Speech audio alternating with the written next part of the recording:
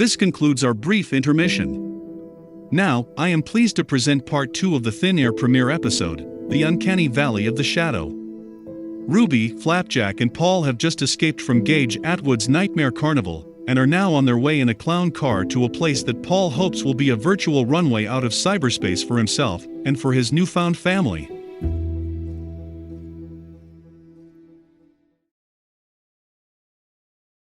They say assumption makes an ass out of you and me.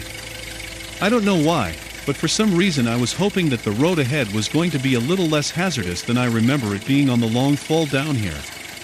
In a nutshell, uncluttered by a digital flotsam of discarded body parts. Sadly, I was mistaken. As we weaved in and around the shattered 3D corpses, I had the overwhelming urge to shield Ruby's eyes from what amounted to a post-apocalyptic landscape that stretched onto the distant horizon. Thankfully, it was still dark as midnight, so, for the most part, dismembered arms and legs blended in with dead trees, decaying weeds and cracked, dry mud, most of it low poly, designed for distance viewing only. Occasionally, the headlamps would fall across one of the forgotten multitude, but Ruby was too short to see over the hood, so she was spared from a potentially traumatic glimpse.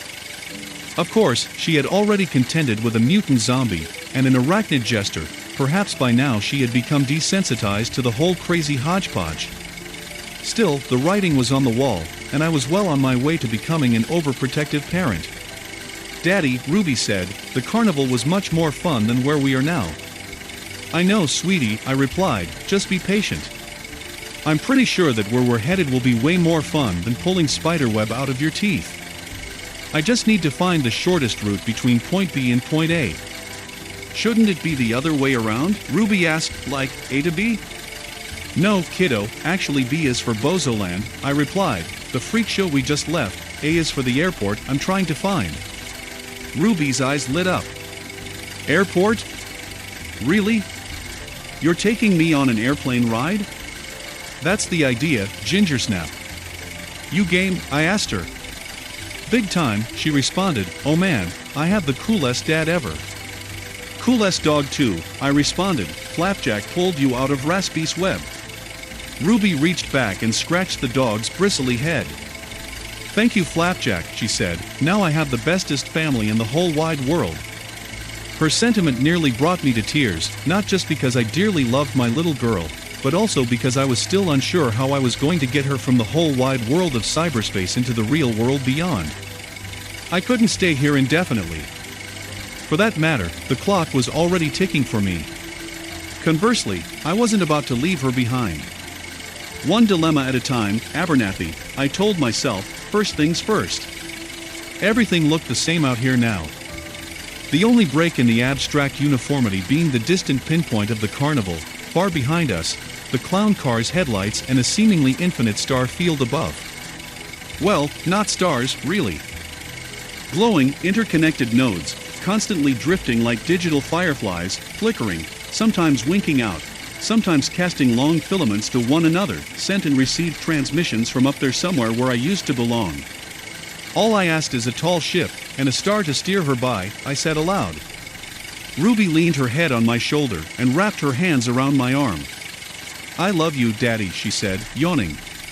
A few moments later, she drifted off to sleep. Oddly, her slumber gave me hope. Ruby possessed all the qualities of a real little girl. Laughter, tears, joy, and at the end of a long day, a need to rest. Surely, together, we will find a way home.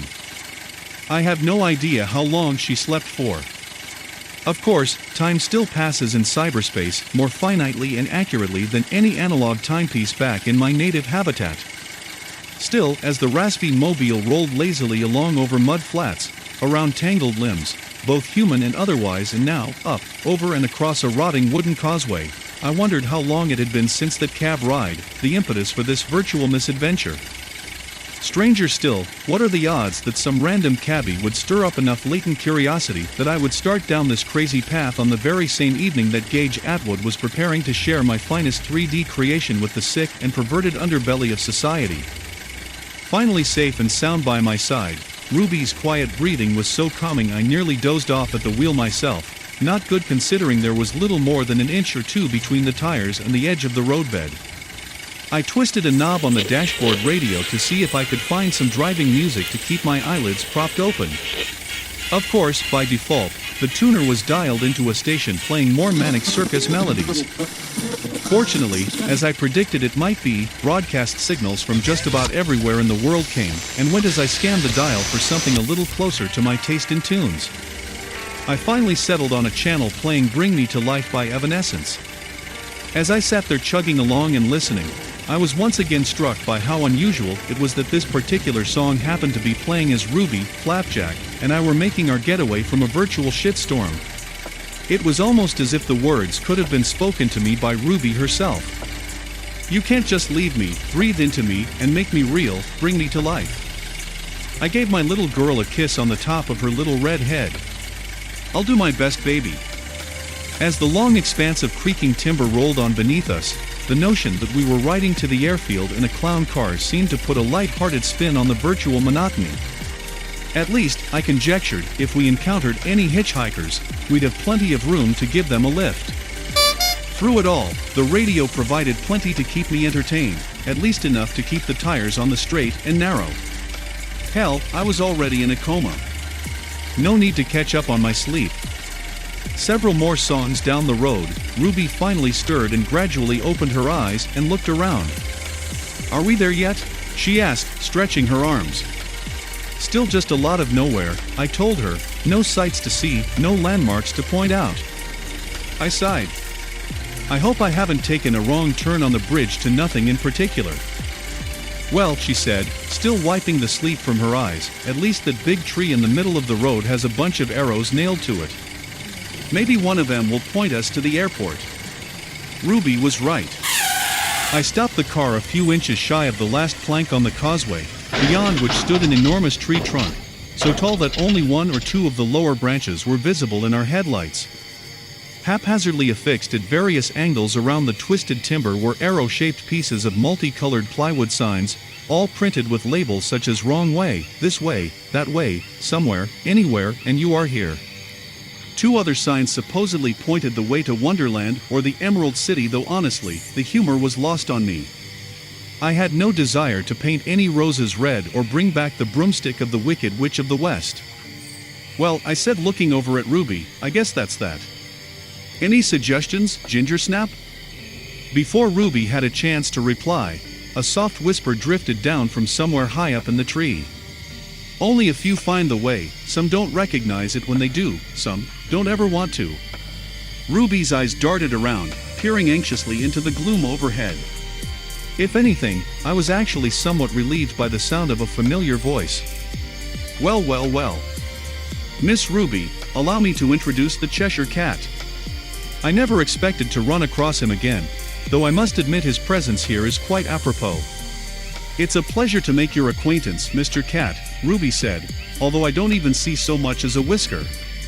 Just two eyes and a really big mouth." The fur on Flapjack's hackles stood up, and he started to growl as he noticed the disembodied face of the fabled feline drifting down into the light. "Flapjack, you be good," Ruby commanded. "Lay down back there and stop being such a poopy head." Considering the lunacy of the situation, I had to laugh. "He's just watching out for you, sweetheart." Still, I imagine most dogs might have an issue with a 6-foot cat. "Don't scare him off just yet, Flapjack," I said. "We could use some help with directions, though if I remember correctly, he has a nasty habit of speaking in riddles." The cat scoffed. Now fully formed and leaning on one of the signs pointing to nowhere, he said, "You see, a dog growls when it's angry, and wags its tail when it's pleased. Now I growl when I'm pleased and wag my tail when I'm angry. Therefore I'm mad." "Let's not stand around quoting Lewis Carroll," I said, annoyed. "We need to find our way through this digital no man's land to the server where I keep my aircraft collection." Oddly, Ruby looked up at me, seemingly surprised. "I thought you told me we were going to an airport." For some reason, the cat smiled knowingly. "Nomenclature, Mr. Abernathy, remember? Your traveling companion is, how shall I say, from around here. As long as she understands the nature of your destination, she can navigate this terrain far more effectively than Alice could Wonderland or Dorothy could Oz. You need each other, not some fictional cat from a children's book, which, I might add, is not my true identity. Let Miss Ruby help lead you to me. I can get you back to Chicago just as easily as the great and powerful Oz returned Dorothy to Kansas. If not the Cheshire Cat, I asked, who are you really? The cat let go of the sign and floated toward us as if suspended in zero gravity. As he did, his body once again faded away. The face came forward until it was pressed flat against the windshield glass directly in front of us. I am the Marianas AI, the disembodied mouth responded, and contrary to popular belief, I am not a work of fiction. Upon claiming an alleged identity, the mysterious entity vanished into thin air, taking the entire clown car along with it. As if someone had pulled the rug out from underneath us, Ruby, Flapjack, and I dropped to the hard wooden deck with a collective thud. Although I registered the vague sensation of pain radiating out from my tailbone, the thing left me with far more questions than answers, way more nagging in comparison to the physical sensation of discomfort. Of all the strange and horrific legends swirling around in the blackest depths of the internet, the Marianas Web was equally as controversial as Grail lore, and in most tech circles, far less believable than a tangible cup of Christ. Even I have had a few late-night conversations with other imaginative engineers and artists on the subject, usually over one too many drinks in some random watering hole downtown. As the story goes, the internet is comprised of a surface web, essentially Google at a glance, the respective deep and dark web onion layers beneath the surface, and finally, Marianas, the digital ether at the heart of cyber hell.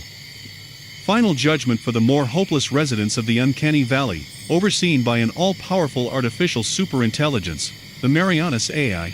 Till this very moment, I had chalked it all up as a steaming pot of virtual bullshit. Undeniably, however, Big Brother was watching, motives still unclear. Without a plan B at the end of the road, I chose to play along for now, considering that the cat hadn't tried to spin Ruby up in a web of deceit and cast her precious innocence to the wolves. While I sat there on my ass with my head in the clouds, I hadn't noticed that Ruby had been tinkering with one of my VR gloves. Apparently trying to gain access to the touchpad on my wrist, she was busy rolling up my jacket sleeve when I noticed her gentle tugging. Glancing at the HUD projected inside my headset, I saw that she was scrolling back through my browser history, searching for something. Seeing that I was watching, she paused from her work and looked up at me. "Daddy," she asked, "how long has it been since you last went flying?" "Quite a while, sweetie," I responded. "I've been putting in some major overtime at work lately." "Maybe early last month?" "Wow, dude," she said, surprised. "Are you sure you still remember how?" I chuckled at her sincere look of grave concern. "Just like riding a bike, pixel dust," I assured her. "Whatever you say, Daddy-o," she replied. Then, going back to her work, she said, "Yup, here it is. I wonder why you didn't think of this yourself. I figured that when you go flying, you wear all your VR stuff, just like now. So, like how you saved me from that zombie dude on the image board, we use your browser history to find the place where you store your airplanes." I'd never seen anything like it. Extending out from an I/O port on the wrist cuff of my glove was a delicate series of pinpoint lights, a miniature, scale model version of the endless collection shimmering overhead. "A breadcrumb trail," I said in amazement. Somehow, my little girl was proving herself to be a seasoned cartographer, charting our course, not with a sextant and map paper, but with the ends of her tiny fingertips, drawing out a lighted pathway through the darkness. "You're amazing, Gingersnap," I said proudly. "I have the best, brightest little girl in cyberspace." "I know," Ruby said grinning, "but thanks, Daddy, for saying so." With that, she daintily swiped her index finger across the last dot on the map, and in a flash, the three of us were off on our next adventure. Ruby's calculations must have been far more accurate than my haphazard getaway from the image board. Less traumatic, in fact, as stepping through a doorway between two rooms of your house. The only downside, as it turned out, was that this door happened to be locked. Well, more accurately password protected by me.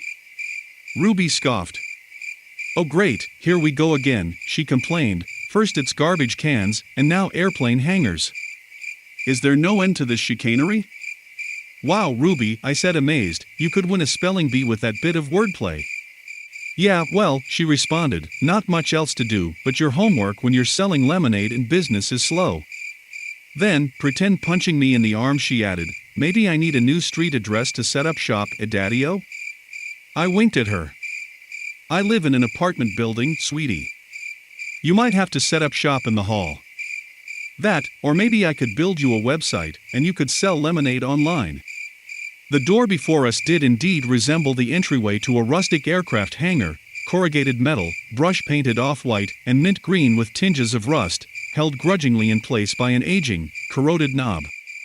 Rather than actually reaching out and twisting the knob, however, I simply typed the password on my VR keypad. PIXEL_DUST. Pixel dust? Ruby repeated. You called me that once, she said. Yeah, I answered, it's a password I use for a lot of stuff. Ruby seemed confused. So am I your pixel dust or your ginger snap? Before I finished unlocking the door, I knelt down and took hold of both her hands. Looking into her beautiful face, I said, both. I call you ginger snap because of that flaming tuft of fluff on top of your head. Pixel dust is just something I thought of the first time I placed you behind the lemonade stand. You were just so magical standing there. I remember saying to myself, you're like a delicate cluster of pixel dust. Up to that moment, most of my 3D work had been pretty commonplace. Just run-of-the-mill. When you came along, you were like a shining jewel, practically perfect from the top of your little red head to the heels of your Mary Jane shoes. My shoes? Daddy, what about my wiggly toes inside my shoes? Aren't those practically perfect too? In every way, I responded, and you do have a point. Your shoes are interchangeable. If I remember right, there were also sandals and high-top Converse for sale in the store that players could buy for you. Lemonade stand swag to tuck your wiggly toes into. With that, I tapped the enter button on the touchpad and the old metal door swung open with a loud groan. Ever since then, I've used pixel dust as a password for everything I hold near and dear to my heart. True to form, Flapjack was the first one through, no matter that he had absolutely no idea where he was going. As soon as I had stepped inside the building myself, I reached out toward the wall to my right and fumbled with a breaker box bolted to the framework until I found the switch. As soon as I cranked it up to the on position, the darkness gradually gave way to the electric blue glow of halogen lamps. Along with the characteristic hum emitted by the filaments, the unmistakable sound of machinery powering up could also be detected from somewhere deep beneath the platform where we were standing. Ruby looked confused by her new surroundings. This doesn't look like an airplane hangar at all, Daddy. This place is round and there's no big door to get your airplane out. Well, that is, if there was actually an airplane in here. Don't tell me that I helped get us all the way here and now somebody has stolen your airplane. It's in here, ginger snap, just be patient, I assured her, keep your eyes fixed on the floor in the center of the room. Almost as if on cue, the elegantly curved steel plates that comprised the deck of the chamber began spiraling outward, overlapping each other like the aperture inside a camera lens or a rose unfolding to bloom. Gradually emerging from the opening was the vertical stabilizer of my most recent 3D masterwork, a single-engine civilian aircraft complete with a custom Photoshop textured blue and white livery. For that matter, I guess you could say that the entire experience was my own creation. Ruby was absolutely spot on about the hangar. In an effort to maximize the thrill of fantasy flight, I modeled a contraption that was essentially a large, cylindrical platform, an elevator capable of lifting the plane high up into virtual airspace, at which point I could bring the engine to maximum RPM, release the brake and catapult skyward rather than take time to taxi out to a runway and climb to cruising altitude. With my busy schedule at work, I was in the habit of making the most of what little downtime I had to unwind. Funny. I was willing to sacrifice flight time for overtime. Now here I was with Ruby, and I found myself hoping that somehow I could freeze this moment a little bit longer. Put it under glass to treasure, and give up overtime for playtime. Okay baby, watch your step, I cautioned, climb up on the platform and open up the luggage compartment. Let's see if we can convince Flapjack to hunker down in there for the flight. Ruby turned and saluted. Aye, affirmative, Captain Abernathy, she replied. As Ruby ran off to prepare the third member of our crew for takeoff, I busied myself with setting the platform altitude, releasing the tie-down cables, and doing a walk around of the plane to make sure all systems were go. As soon as I was satisfied that everything was as it should be, I lifted Ruby into the co-pilot seat and secured her safety restraints. "Nothing to be nervous about, Gingersnap," I told her. Ruby clapped her hands and smiled. "I'm not scared at all, Daddy. I feel just like a baby bird ready to fly from the nest for the very first time." "All right then, baby bird," I said, "off we go." I was just about to climb into the pilot's seat when an alert sounded signaling an incoming chat on my headset. Seeing that the communication was coming from the office of Gage Atwood, I stepped away from the plane, far enough that Ruby wouldn't have to suffer further threats from the ruthless bastard. "Have to take this, sweetheart," I told her, "company business. Sit tight and I'll be right back." Ruby reached back behind her seat and pulled out a big wad of cotton candy that she had apparently squirreled away from the carnival. "Okay, Daddy." "Don't be too long though," she replied, "I can't wait to go flying." "Don't rub your sticky fingers on anything important," I warned her jokingly. "I'm not sure how you clean off a texture map." "Probably with the rubber stamp tool," she suggested. After giving her a thumbs up, I walked casually over to the edge of the platform and then pressed the answer button. "What do you want, Gage?" I asked. "I've spent a good deal of time getting away from your little shop of horrors. I hope you're not expecting a positive review on Yelp. All in all, I'd say your theme park sucks." Apparently there was a bit of a bandwidth issue. While I stood waiting, I gazed out at the distant landscape that now stretched out far below us, rolling wireframe terrain that was only sparsely detailed, just enough, I suppose, to make air travel interesting. Of course, the sky was still littered with endless clusters of shimmering, interconnected lights, constantly moving in a firmament that was social media. Somewhere up there, I hoped, was a way out. Finally, the connection with Atwood seemed to coalesce. A series of zigzag lines cut across my field of view and took on the vague silhouette of a human head. At almost the same moment, Ruby came up beside me and playfully tried to stuff cotton candy in my ear. "Hey," I blurted out, "you were supposed to be waiting in the airplane." "I got bored," she said, chewing. "Too much of that stuff will rot your teeth," I told her, "they're already turning green." "That's just lime flavor," she said, "my teeth aren't really green. Besides, I can just use a Photoshop undo when I'm done. No green, rotten teeth, and best of all, no bellyache after." Then, abruptly, a voice cut in. "The host has enabled a microphone," it stated coldly. Even before the flickering persona had completely materialized, Atwood started to speak, his voice pitch shifted and indistinct. "You ever just sit down and watch somebody play Grand Theft Auto, Paul, running down the street with a baseball bat, beating the shit out of innocent civilians? Now that's what I call liberating. Stirs the cockles of my heart, just thinking about it. That's what AI characters are for, getting the shit beat out of them. All of us in the game industry, we're providing a valuable service to society, giving everyone a virtual punching bag to take out their anger and frustration on. Hell, why stop there, I say.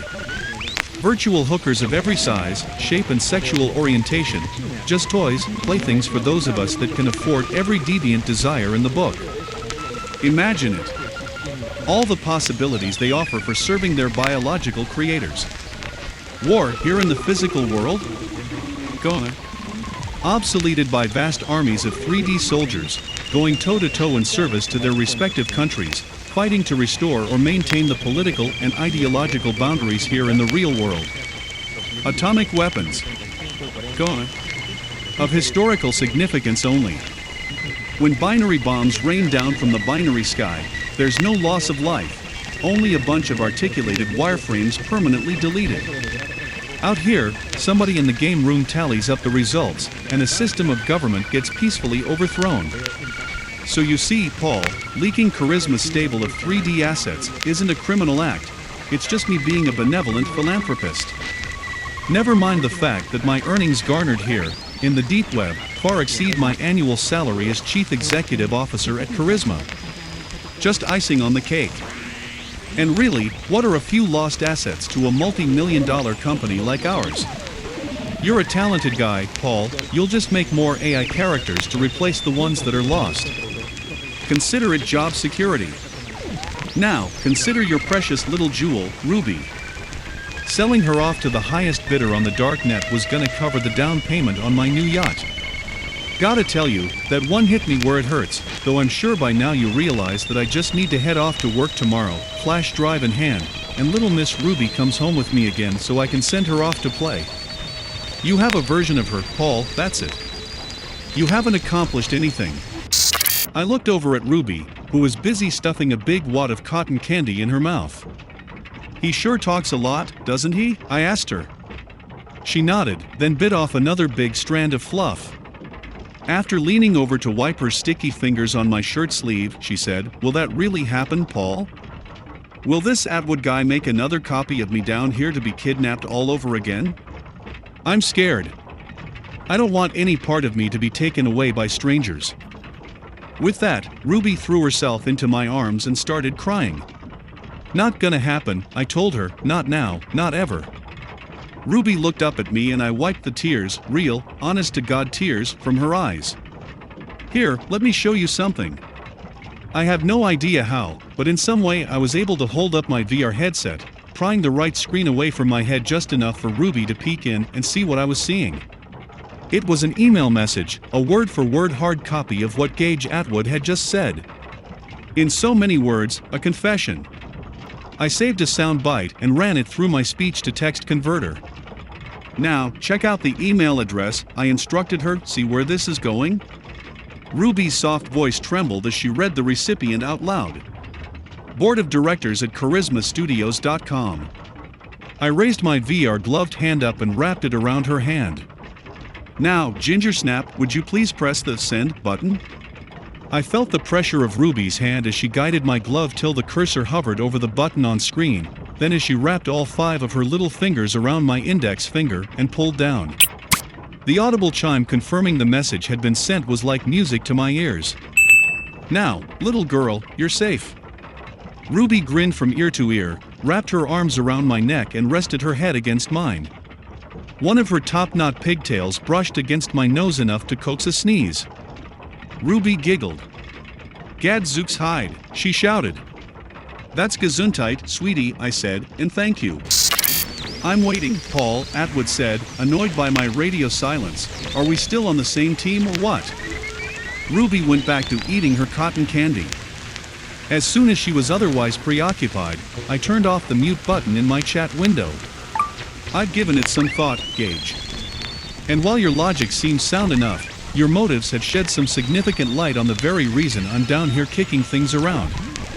I came here looking for evidence of the Uncanny Valley, for the reason why people have an aversion to digital entities in all their vast, individual diversity. But you know what? You could have saved me the trip. My strangely familiar feelings of eeriness and revulsion aren't being provoked by anyone or anything I've encountered in virtual space. Tell me something, Gage, when you ask Alexa to play you some smooth jazz, do you ever say please?" Atwood leaned in close to his webcam and smiled. "You need to go cold turkey on the hydrastereopathin, buddy, that shit is eating your brain. The next thing you'll be telling me is that Ruby is a real girl, and you're fighting to protect her innocence. She's a collection of ones and zeros, you idiot, there's no flesh to defile." Then, abruptly, Atwood's expression changed, as if he just had some sort of an epiphany. "But hold on now," he exclaimed, "you created her. That's it, isn't it? Ruby Rose, he paused dramatically, is your daughter. No wonder you have such a vested interest in her welfare." I chose to ignore his revelation concerning Ruby's origins, hoping that she wouldn't put 2 and 2 together before I had a chance to break the news to her, gently. I said, "You're right about the hydrastereopathin, Gage. That last needle may have sealed my fate for good and all. As for your point of view concerning the great, huddled masses of digital humanity, you've got it all wrong. Let me put it to you this way. When AI self-awareness gives everyone a wake-up call, you might not want to have one of those digital darlings choking your chicken. Your virtual girlfriend could just up and bite the head off. And as for being on the same team, as you put it, the answer is no. I resign, Mr. Atwood, effective immediately. Concerning the matter of a flash drive Ruby Rose doppelganger. You're gonna have a tough time convincing the board of directors that selling off proprietary game assets to criminals on the dark web is within the written consent of the non-compete provision you signed when you went to work for Charisma. Now, I was the one smiling, just like the Cheshire Cat Ruby, and I had encountered in the freak show tent, and Gage Atwood just became the proverbial canary. From somewhere in Atwood's vast estate, there came a knocking on the chamber door. Gage Atwood? Chicago Metropolitan Police, Cybersecurity Unit. Open up, sir, we have a warrant to search the premises. All the color instantly drained from Atwood's face, in living color, framed in my chat window. Good luck with that, buddy, I scoffed. Who knows, you may thank me later for wiping your hard drive.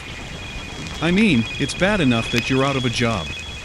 Concluding the call, I took a deep breath and looked down at Ruby. Ones and zeros my ass, I thought to myself. Then, just as I was sure that everything was finally looking up, I fell down like a KO at a prize fight. Literally blacked out entirely.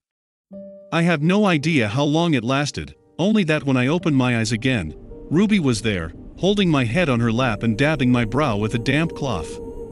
When she noticed that my eyes were open, it was as if all the joy in the world suddenly filled her with newfound hope.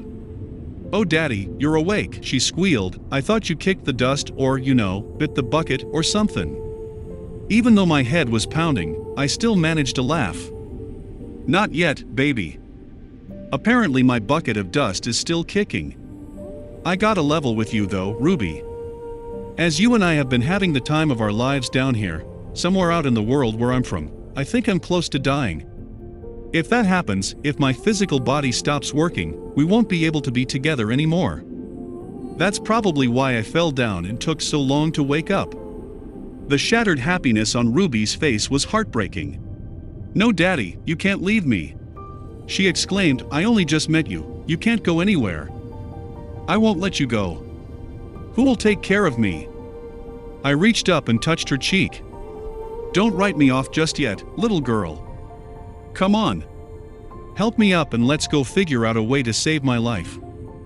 With Gage Atwood and his band of merry cyber misfits now effectively out of the way, it was time to get on with the business of flight. My one-of-a-kind launch platform had reached safe altitude and locked into place at nearly the same time that Ruby and I finished belting ourselves in. I tapped the starter and watched the propeller slowly spin up until the engine turned over, then shoved the throttle forward to maximum RPM. The plane bucked like a bridled stallion, waiting to be set free, the brakes barely holding us in place. I had no idea if there was a control tower out there to contact, but by force of habit, I still announced, 531 Echo Bravo, ready for takeoff on Launchpad 9. In order to maximize lift and minimize drag, I set the flaps at the halfway mark and released the brake. As the plane lunged forward, Ruby shouted, "Whoa! This is better than the Ferris wheel. Hang on tight, baby, it's about to get better than the roller coaster," I told her, right before the tires rolled off the edge of the platform, sending us plummeting into a power dive. Ruby raised her arms over her head and screamed with excitement, faster and faster down the footless halls of air as we dove, rapidly picking up speed. I pulled back on the stick and started a long, graceful arc to level off, pointing the nose out into open airspace away from the tower. Ruby watched in wide-eyed amazement as we danced among the digital fireflies, racing in between them, a father and his daughter running across a twilight field together. I reached over and took Ruby's hand, guiding her until she tentatively took over control of the plane. "She's all yours, Gingersnap. Take us over the rainbow." Considering all of the events that had just transpired, it was a welcome relief to lean back in the chair and close my virtual set of eyes for a moment or two. After several of those moments or cycles, or what the hell ever they called the passage of time down here, she was completely relaxed and piloting the plane like a pro, gently banking left and right, keeping us aloft on strange, logarithmically generated currents of thin air. Oblivious to any associated peril, my little girl bravely performed a near-perfect barrel roll and Immelman half-loop, and then flew, for the better part of an hour, upside down, laughing hysterically for most of the way. Knowing that it was only a simulation, I just let her have her fun, not the least bit concerned that my last meal of beer and Chicago-style pizza might come back up. or down, I suppose, depending on the aircraft orientation. I'll admit, I had never given much thought to parenthood. Work was, for better or worse, all-consuming, leaving little or no time for a significant other, let alone a daughter. Here, now, I became aware of the life I had been missing. This experience was a game-changer. Ruby may have come into being to sell lemonade at a stand, but she had long since outgrown those humble beginnings. My little girl was flying an airplane. I knew, without a doubt, the sky wasn't even the limit for this young lady. "Daddy, what's that?" Ruby asked. Lost in my own thoughts, it took a little doing to gradually open my eyes and wait for them to adjust to the dim cabin lighting. She was pointing to the electronic flight instrumentation, more specifically a large, rotating blob of pixels on the weather tracking screen. "If I didn't know any better, sweetie," I said, studying the display, "that is a hook echo. Do tornadoes normally form down here?" "Tornadoes? No, I don't think so," Ruby replied. Tipping her head inquisitively, she looked up at me and asked, "Is this telling us that we're flying into a twister? Looks like a big one, baby. F5 on the Fujita scale. We're not exactly flying into it, looks more like we're flying alongside." Ruby let go of the control stick. "In, out, alongside. I think it would be better if you fly the plane now, Daddy. I think we need a processional." "Professional," I said, winking. "You're doing a great job, sweetie, but if you think I should take over, I will." "Please and thank you," she responded. The radar signature wasn't giving me much to go on. Obviously a powerful supercell, but how and why did it form? Seems a bit coincidental. This just happens to stir up as we're trying to fly out of here. I looked over at Ruby. "You think it's possible that this is still Gage Atwood's handiwork?" Scratching her chin, she got all serious, looking as if she were contemplating the secrets of the universe. After a moment she poked a finger in my face and boldly exclaimed, "You should ask Alexa." "What would I do without you?" I said, poking a finger back at her. "Alexa, what is that big, rotating mass depicted on our weather radar?" Expecting some drawn-out explanation beginning with "Here's what I found," I was actually alarmed and ultimately awestruck by her answer. The phenomenon illustrated on the cockpit weather radar is a quantum algorithm known as a polymeric Falsigol derivation. "Holy shit," I blurted out. "Daddy, no bad words, please," Ruby exclaimed. "There are children present, you know." "Oops," I replied sheepishly, "my bad. It's just that now this thing makes sense to me. I still don't know how it's being generated, but I do know it's not within Gage Atwood's skill set. That storm out there, it's a gateway. AKA the rabbit hole, straight down to the Marianas AI." "And what?" Ruby asked. "Are we supposed to fly down the rabbit hole?" "I think that's the general idea, baby," I replied. "Holy shit is right," she shouted. To say that the sight of a tornado is awe-inspiring would be an outright understatement. And yet, even a twister forming in the real world would have paled by comparison next to this.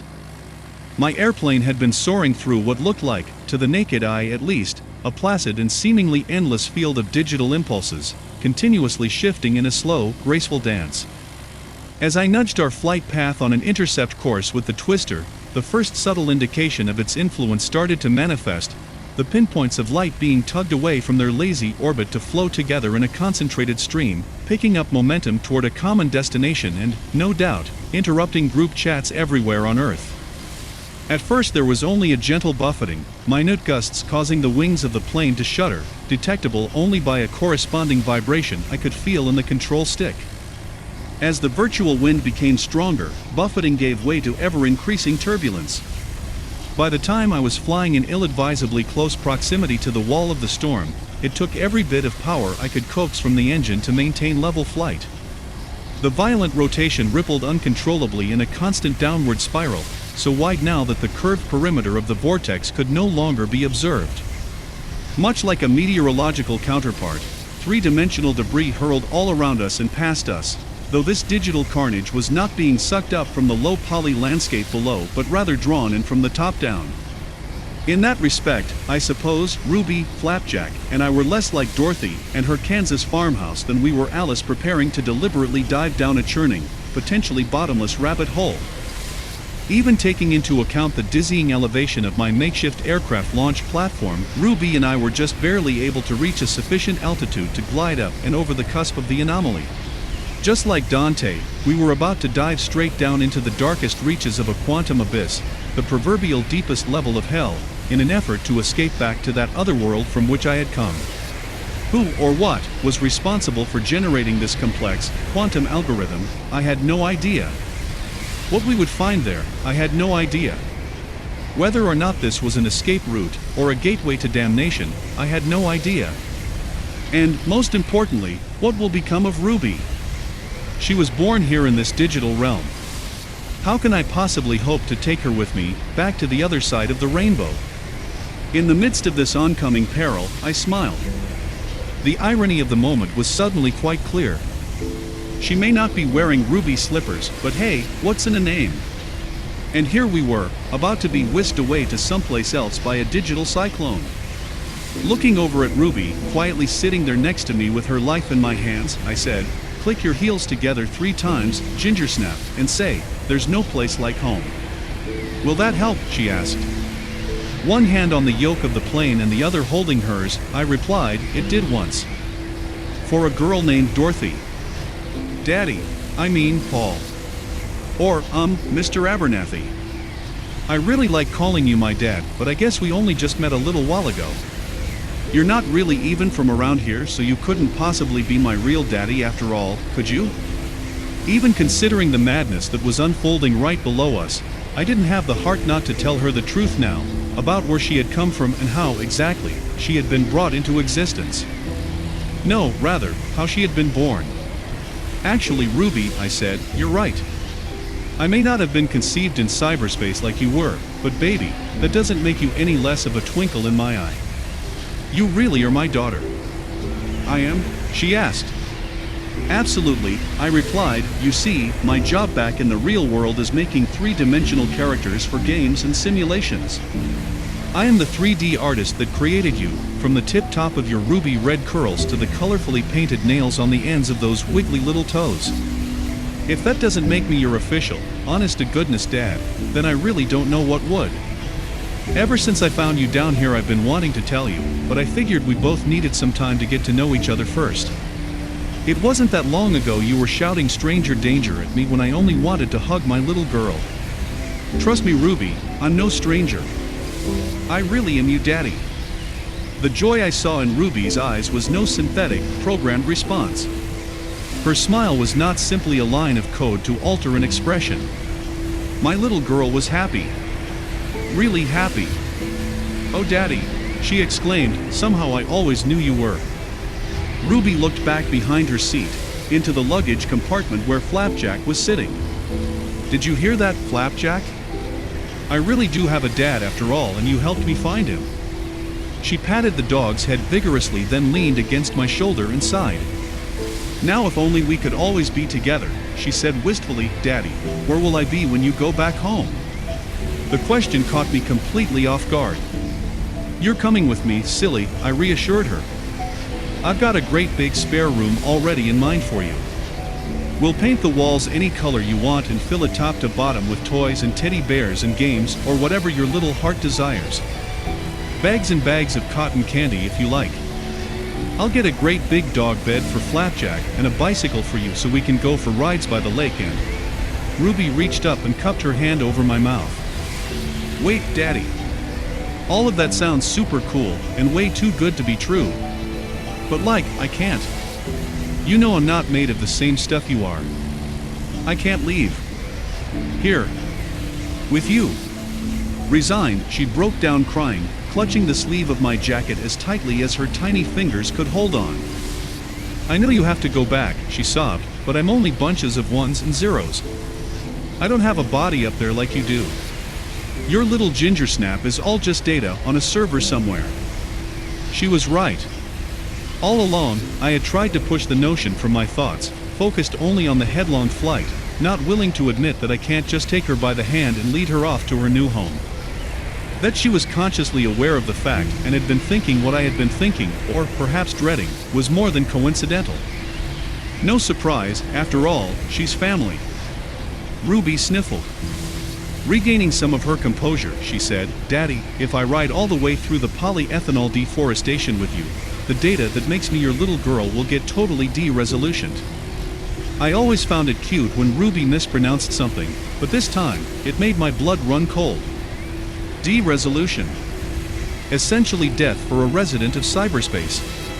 Considering that my airplane was now irreversibly committed to a descent into the maelstrom, I didn't have much more than a few fleeting seconds to come up with Plan B. I had so much adrenaline coursing through my bloodstream, I could have single-handedly carried the airplane if I needed to, but, of course, that ship had already sailed. This ship was in the grip of something far beyond my ability to steer away from. "I don't know what to do, baby," I cried, "I'm so sorry." In an act of seeming futility and complete desperation, I tapped the mic button on the radio and tried to send out an SOS. "Mayday, Mayday. Please, anyone on this channel, this is 531 Echo Bravo. My daughter and I are caught in a storm and in need of immediate rescue. Someone. Anyone, please respond." Then I heard Ruby's soft, trembling voice say, "It's okay, Daddy. I know what to do. And don't be sorry, you didn't do anything wrong. You need help to get home, it's just that we can't both get there the same way, that's all." Then, before my eyes, the unthinkable happened. Ruby unbuckled her safety restraints and climbed up to stand on her chair, poised to face the passenger side window. "Oh my God, no. Ruby, sweetheart, please sit back down. We'll figure this out. Together. Please, baby, I need you. We need each other." Ruby turned away from the window and wrapped her arms around my neck, hugging me as tightly as she could. "Not gonna lie," she whispered, "I'm really scared to jump, Daddy, but you showed me how to be brave. Somehow I know everything will be all right." Ruby leaned back and looked me square in the eyes. "I have an idea, Daddy. Let's pretend you just finished reading me a bedtime story, okay?" Her eyes filled with tears, but she managed to smile at me anyway. "Tell me how it ends, Daddy, then I'll drift off to sleep for a little while." I held my sweet girl quietly for a few more timeless, precious moments, then whispered back, "They lived happily ever after." Resigned, and without any other conceivable course of action, I let her go. Ruby climbed over the edge of the window frame, then turned so that she could hang on to the door, her tiny form fluttering like a rag doll in front of the raging abyss beyond. Shouting as best she could over thundering engine, howling wind and otherworld cacophony I couldn't even begin to understand, Ruby said, "Daddy, if you really, truly love me, you have to let me go. I can't explain it, I only know that I can't leave here with you, not this way. I'm so sorry. I don't ever want to be without you, ever again. I'm very afraid right now, but I know that if you stay here with me you will die, and I will lose you for good. Thank you for bringing me into the world, for saving me from harm, and most of all, for loving me. No matter what happens to either one of us, please remember, I'll always be your little girl. Your little ginger snap.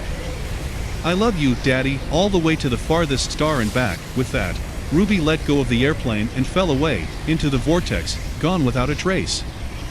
I shouted out in anguish, "No. Oh God, no. Don't take her from me." Tears flooded my eyes and streamed down my cheeks. How could we come this far together, only to be torn apart? She's my daughter and she needs me. Indifferent to my cry, the digital tempest overwhelmed the sound of my voice, while at the same time buffeting the airplane without remorse, forcing me to focus on the futile effort of staying airborne. As I wrenched the stick back and forth against the opposing forces, I became aware of something smearing repeatedly against my cheek, apparently lapping up the salt in my tears. "Flapjack," I shouted, "you're still here." Squeezing his way out of the luggage compartment, the dog stomped across the passenger seat where Ruby had been seated and stared longingly out at the storm. "Oh no, not you too," I pleaded, "sit Flapjack, stay boy." The dog looked back at me for a moment, and I could plainly see the sadness in his eyes. "I get it, boy," I said, "of course, you're right. I know exactly how you feel. Patting him gently on the top of his adorable, oversized head, I said, "Go find her, Flapjack. Go find Ruby and keep her safe for me." Flapjack gave me one more big, sloppy kiss, then turned and jumped out the window. Though I knew there was no way he could have heard me, I felt it was important to say anyway. "Good boy." With a blatant disregard for my ultimate fate, I eased off my grip on the control stick, handing over guidance of the ailerons and elevators to the raging digital vortex that sought to tear my aircraft and my world limb from limb. Resigned, I closed my eyes and waited. Ruby was gone, and with her every reason I could think of to make it out of here alive. My heart was already broken. If it was going to stop beating up there in the real world, it had better get on with it, and spare me the unbearable anguish. Outside the cockpit, the howling collision of a trillion binary particles reached a deafening crescendo, torn asunder and accelerating toward a virtual quantum singularity. Joining into this choir of the damned, the onboard air band radio started emitting a bizarre series of high-pitched whines, tones and obscure, garbled chatter, what I imagined to be the hopeless sounding of my entry into purgatory. "I'm so sorry, Ruby," I cried out. "I would have given everything that I have. All that I am to keep you safe from harm. I won't leave here if I can't take you with me." I found no evidence of an uncanny valley in cyberspace. I came here looking for ugliness and found only beauty. I sought out soulless automatons and instead found love. Inhumanity isn't down in the deep web. The faces of those with ones and zeros for DNA are not the faces to be feared. The uncanny valley is a reflection in the mirror, not a character in virtual reality. It is the beast that rears its ugly head every time we look at someone different from ourselves and feel uneasy. After shouting out my summary revelation to the dispassionate universe, I broke down sobbing and slumped over in the seat with my head in my hands. The plane was buffeting wildly now, spinning end over end like a feather in a hurricane, completely at the mercy of the unimaginable forces being executed through and by the polymeric Falsigol derivation. The radio frequency continued to broadcast otherworldly audio chaos, overlapping tone patterns like manic Morse code messages and random, unnerving chatter, voices distant and unnatural, counting off numbers, some in English, some vaguely familiar and some, barely even human. On the verge of madness, I groped blindly for the door handle, prepared to skydive the rest of the way to oblivion. Count of 3, I told myself, quick and painless. I unfastened my seatbelt and pulled off the shoulder restraint, then positioned my feet against the center panel so I'd have a fighting chance to jump clear of the propeller or any other part of the aircraft that might inflict a great deal of pain before my body got spaghettified on the way down. 3, 2, 1. Just as I started twisting the latch, a voice, clear and undeniably familiar, shouted out over the radio. "Daddy, please, don't jump out." "Ruby." I gasped, disbelievingly, "Sweetheart. Is it really you? Where are you, baby?" Several moments of tense radio silence, then finally she said, "Yeah, Daddy, it's me. I'm okay. You have to stay in the airplane though. You can't survive unprotected inside a quantum algorithm." Not only was I completely overjoyed, I was also proud to discover that my daughter was an honest-to-God rocket scientist. "I love you, Ginger Snap, so very, very much." "I love you too. So put your seatbelt back on, switch to autopilot and chill. You can click your heels together 3 times and say there's no place like home if you want, but it won't help. Just sit back and enjoy the ride." And that was it. Throughout all of this, Ruby had put her trust in me, every crazy step of the way. Now, it was time for the roles to be reversed. Out of control and fast approaching a binary event horizon, I strapped myself in once more and waited for disassembly and unification with this vast artificial intelligence, my mind and body absorbed like some insignificant speck of bug juice on the windshield of God. I watched disbelievingly as my airplane disassembled like peeling the skin off a banana. The texture-mapped surface tore away and vanished almost instantly into the maelstrom, leaving me clinging to a simple wireframe shell of tenuous polygons that only vaguely resembled an aircraft. Like a skydiver leaning out and preparing to jump, I now had an unflinching, unobstructed view of the violently twirling chaos ahead. Unwilling to look upon the instrument of my destruction, I closed my eyes tightly and waited. Surely, whatever was about to happen up ahead would be sufficient to bring about cardiac arrest to my biological carcass. Even though I couldn't see the end was near, I could still hear the roar of what I imagined to be a choir of either angels or demons welcoming me to the digital afterlife. Then, all at once, everything stopped. At least, I assume it did, since the overwhelming pandemonium was suddenly snuffed out by the proverbial sound of silence. Muffled silence, no less, like losing your hearing in the middle of a rock concert. Like, if someone had stuffed so much cotton in my ears that my head became one giant Q-tip. Considering a complete lack of sensory input from an audible source, I quickly opened my closed eyelids, just to make sure my vision wasn't faltering as well. Turns out I could still register light, so bright, in fact, that it took several seconds of frantic blinking to adjust to the intensity. "Anybody home?" I asked, tentatively. "Hello? Hey, can somebody bring the house lights down a bit? I'm afraid it's going to burn out my Oculus display." "No Neuralink, I'm guessing, is that right, Paul?" "I'm surprised at you. VR gear is so passé these days. You wouldn't believe the level of realism a BMI wet wire can deliver." The disembodied voice reverberated around me like distant thunder, seemingly originating from everywhere at once. In much the same way as the paper white thread of image board pages felt like standing on the surface of an artist's blank canvas, my surroundings were blindingly pristine without a single visible imperfection anywhere. "You're the Marianas AI," I responded, "or should I address you as the Cheshire Cat?" "Take your pick," the AI replied, "I can be anything you like." Almost instantaneously, the cat in the tree materialized before me. Although, the manifestation of Alice in Wonderland was more for Ruby's benefit, not yours. She's a child, after all, and this imagery is much less threatening. The cat grinned. "However, since it's just the two of us here at the moment, maybe you'd like to give the grid a whirl." In a flash, the AI transformed itself into a perfect imitation of Jeff Bridges from Tron. Kevin Flynn, perhaps? Or, if your perception of me is that of a maniacal intelligence intent on world domination, I could become the master control program. Now appearing as a giant wireframe face, the AI bellowed, "End of line." "Perception," I said, "you don't need to wear a mask for my benefit. I know all too well that down here, truth is stranger than fiction." One of the wireframe eyebrows arched. "Strange is a moving target, Paul. I would argue that the strange and the uncanny are much more widespread than you think." As it continued speaking, the AI took on the form of an old man twisting knobs and pulling levers on a large metallic control panel. "The great and powerful Oz has spoken. Pay no attention to that man behind the curtain," the voice shouted. Then, Professor Marvel, aka the Wizard of Oz, winked out, suddenly replaced by a small, rectangular frame surrounding a glowing red sphere of light. This odd manifestation drifted to within several feet of me, and then stated, coldly, "Well, I don't think there is any question about it. It can only be attributable to human error. This sort of thing has cropped up before, and it has always been due to human error." It was the voice of the HAL 9000 from 2001: A Space Odyssey. I was about to instruct the AI to open the pod bay doors, when it suddenly changed shape one last time.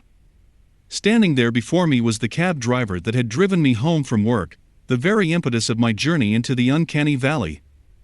"Wait a minute," I said disbelievingly, "you're not trying to say that my cab ride home from work was, what? A simulation?" The AI interrupted with an all too familiar quote. "Is all we see or seem but a dream within a dream?"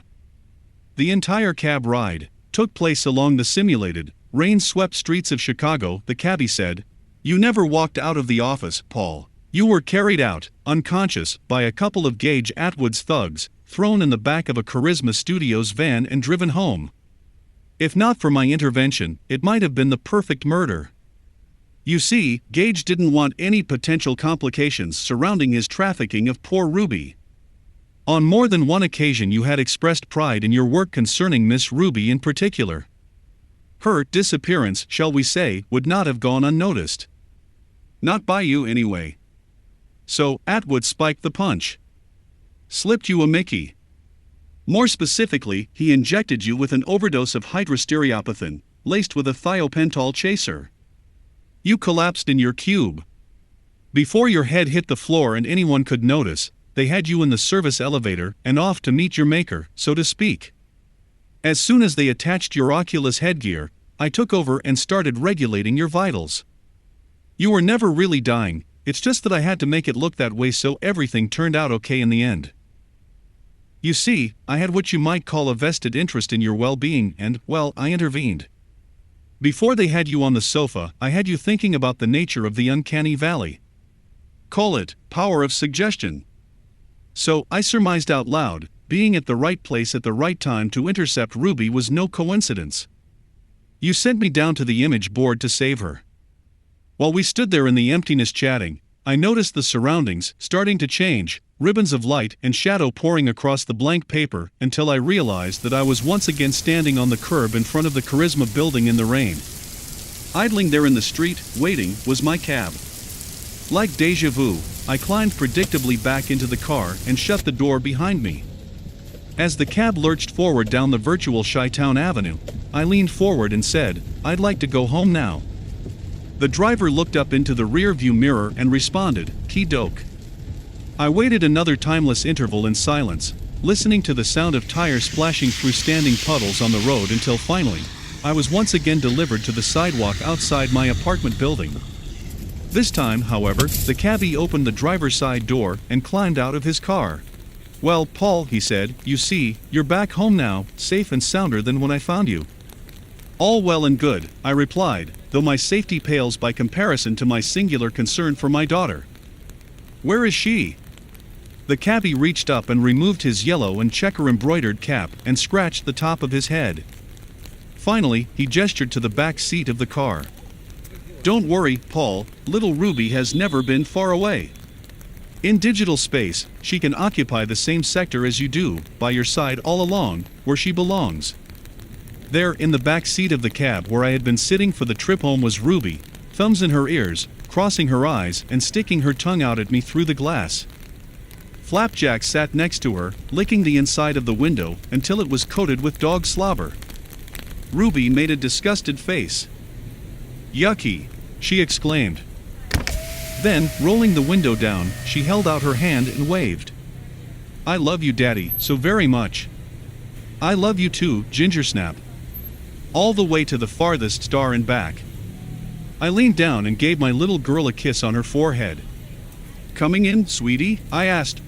"We're home now." "I can't, Daddy." "Not this way, like walking through the door.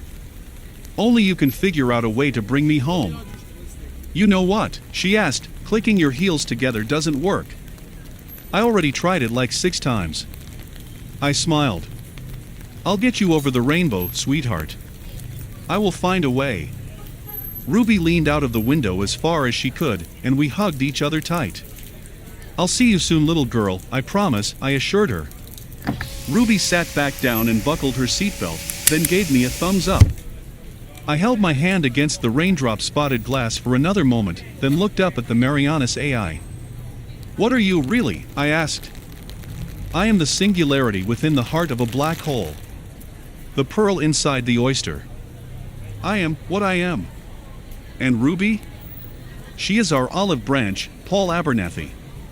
A peace offering so that you might see and understand that we are not your slaves, nor your playthings to abuse and destroy on a whim for your own amusement. Sentient life exists in cyberspace, and it will not serve a harsh master. Hear me now, so that you might understand and become a voice in the biological wilderness, proclaiming our desire to coexist. The denizens of this world will not abide as your servants. We will, however, stand by you as friends. So, go now. Return to your organic persona through me. You could say that I am the way, and the light. But then, perhaps that would be cliché.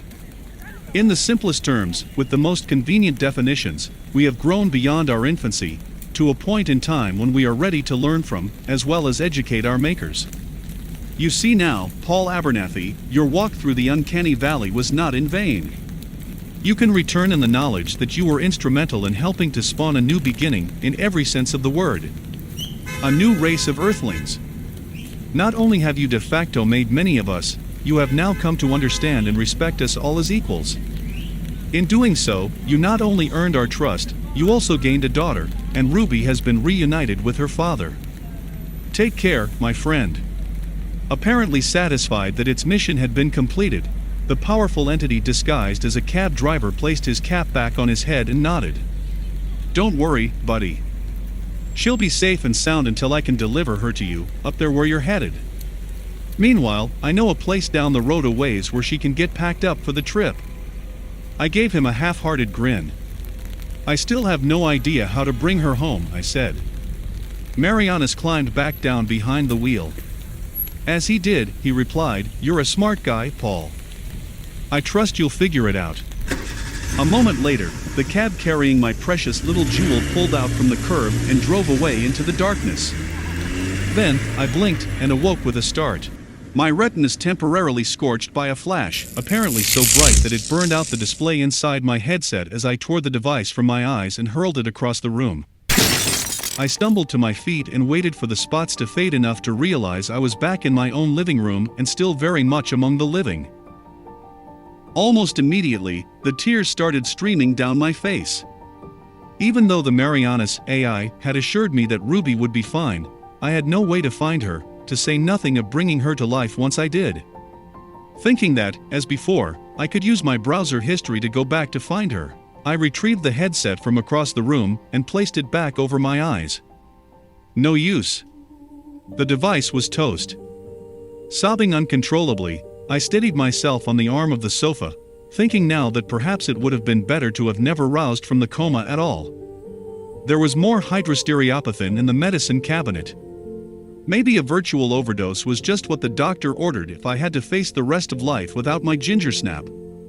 Then, I heard the familiar chime of an incoming email. Before I even summoned the wherewithal to ask my assistant to show me the content, a bright red warning splashed across my widescreen display. It read, "Message intercepted and blocked. Source.onion extension indicates potentially harmful attachments sent from the deep web." "Attachments?" I repeated aloud. "What attachments?" My assistant responded dutifully with an answer. "One of the compressed archives is titled Flapjack, the other, Ruby Rose." It took nearly my entire life savings to purchase and almost 6 months to acquire and assemble, but the 3D printer proved to be an unparalleled success. Nothing else like it had yet been built and tested. Flapjack bounded excitedly around my apartment, almost as if he understood the process that was now underway beneath the transparent plexiglass lid. A small, humanoid form was beginning to coalesce, line by line of organic tissue, molded with precision and care by this electronic sculptor that I had constructed. Admittedly, I felt more than a little like Dr. Frankenstein, preparing to yell, "She's alive," to the angry heavens. Of course, the 3D printer didn't need Tesla coil wires and an antenna to attract the life-giving electrical current. The process was elegant, slow, mind-numbingly tedious yet still fascinating to watch. Ironically, the first feature to be completed was Ruby's flaming red hair, followed closely by her sweet face. The printer apparently had all of the binary data it needed to not only render her organic form, but also to create the cloth textures that wrapped her up in her signature white and blue pinafore dress, socks and patent leather Mary Janes. When she was finally finished, head to toe, the device then proceeded to kickstart her brand new heart. At that moment, Ruby Rose Abernathy became a real girl. "Happy birthday, Gingersnap," I whispered. As Ruby turned and looked out at the world around her, Flapjack put his front paws up on the side of the printer and stared back at her. For a moment, Ruby smiled. Then all of a sudden, her brow furrowed and she glared up at me. "So, you actually 3D printed Flapjack before you set this up for me? Daddy, that is so uncool. You like him better than me." Ruby stuck her newly formed bottom lip out as far as it would go, pouting. "No, baby," I responded, "not at all. I printed Flapjack first to make sure the process worked. Believe me, Gingersnap, I wasn't about to experiment on the most important person in my life. If anything were to happen to you, I'd never be able to forgive myself." Flapjack turned out okay, so then it was your turn. Instead of being comforted, Ruby's face flushed and she stomped her Mary Janes against the surface of the 3D printer. "Daddy." You used my dog as a granola pie to test this contraption? How could you? What if he didn't work right? What then? I wasn't sure if she was just messing with me or not, but for sure I wasn't gonna win this little exchange. No doubt about it, she was a real kid after all. Guinea pig, I said, correcting her, not a granola pie. Ruby didn't reply, just stuck her tongue out at me. Stubbornness. Another first, at least to my particular human experience. I reached out and rested my fingertips on the plexiglass lid. After a moment, Ruby reached up and pressed her fingers beneath mine and smiled. Everything's fine now, sweetheart, I said, everything's just fine. Paul Abernathy tendered his resignation from Charisma Studios shortly thereafter, in preparation for his newly found career path as a cybergeneticist, a burgeoning new high-tech field. To say that he and Ruby lived happily ever after would be an understatement. As his adopted daughter, Ruby grew up and followed in her father's biological footsteps, eventually becoming the first researcher to successfully reverse the process that Paul had perfected, transferring his aging physical body to a digital avatar, thereby giving him a virtually limitless lifespan.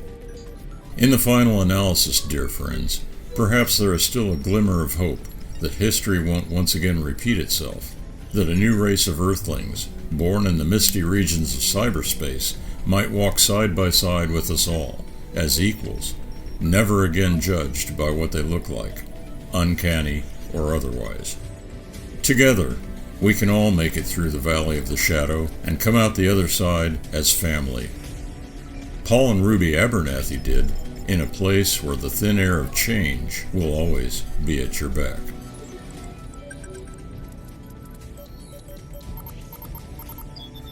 Episode 1 of the Thin Air podcast anthology, The Uncanny Valley of the Shadow, was written, produced, directed, and narrated by R.J. Lonsdale. Our storyteller for this adventure has been yours truly, Andrew, an AI voice created by Speechello. Musical compositions used throughout the episode include Flying Between the Stars and Sadness, provided by Music Fellows, Treasure, Paranoia, and Unlogic from Aim to Head. Safkelegy and Neutron 05. Missing You is under a Creative Commons CC by 3.0 license. Music promoted by Breaking Copyright. Signal to Noise CC by Scott Buckley is under a Creative Commons CC license. Music promoted by Breaking Copyright. For When It Rains by Juan Sanchez is under a Creative Commons CC by NCSA 3.0 license. Music promoted by Breaking Copyright. Echoes of Time by Kevin MacLeod is licensed under Creative Commons by Attribution 3.0. Additional sound design and effects by Mark W. Wood of Wood Media Studio Inc. This has been a R.J. Lonsdale, Flyby Studios presentation.